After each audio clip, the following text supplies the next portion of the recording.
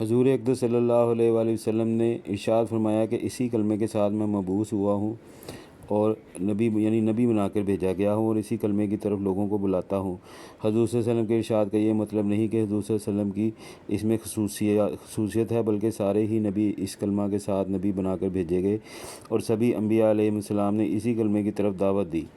حضرت آدم علیہ نبینا علیہ الصلوۃ والسلام سے لے کر ختم الرسول فخر الرسول صلی اللہ علیہ وآلہ وسلم تک کوئی نبی ایسا نہیں جو اس مبارک کلمہ کی دعوت نہ دیتا ہو۔ کس قدر بابرکت اور محترم شان کلمہ ہے۔ سارے انبیاء علیہ السلام اور سارے سچے مذہب اسی پاک کلمے کی طرف بلانے والے اور اسی کے شائع کرنے والے رہے۔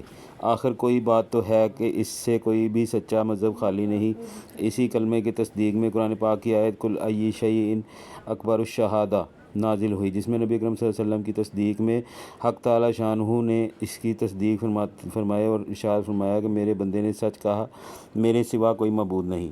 حضرت عیسیٰ علیہ نبینا علیہ الصلوۃ والسلام فرماتے ہیں کہ محمد صلی اللہ علیہ وآلہ وسلم کی امت کے اعمال حشر کی ترازو میں اس لیے سب سے زیادہ بھاری ہیں کہ ان کی زبانیں ایک ایسے کلمے کے ساتھ مانوس ہیں جو ان سے پہلی امتوں پر بھاری تھا۔ وہ کلمہ لا الہ الا اللہ ہے۔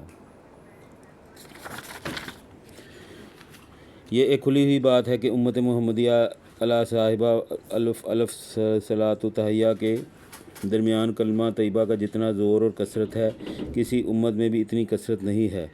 مشائخ سلوک کی لاکھوں نہیں کروڑوں کی مقدار ہے اور پھر ہر شیخ کے کم و بیش سینکڑوں مرید اور تقریباً سب ہی کے ہاں کلمہ طیبہ کا ورد ہزاروں کی مقدار میں روزانہ کے معمولات میں داخل ہے۔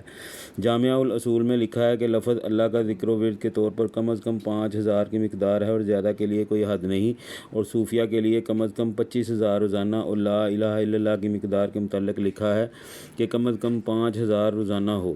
یہ مقداریں مشائخ سلوک کی تجویز کے موافق کم و بیش ہوتی رہتی ہیں۔ میرا مقصود حضرت عیسیٰ علیہ نبینا علیہ الصلوۃ والسلام کی تائید میں مشائخ کا انداز بیان کرنا ہے کہ ایک ایک شخص کے لیے روزانہ کی مقداریں کم از کم یہ بتائی گئی ہیں۔ اللہ تعالی ہمیں اس پر عمل کرنے کی توفیق عطا فرمائے۔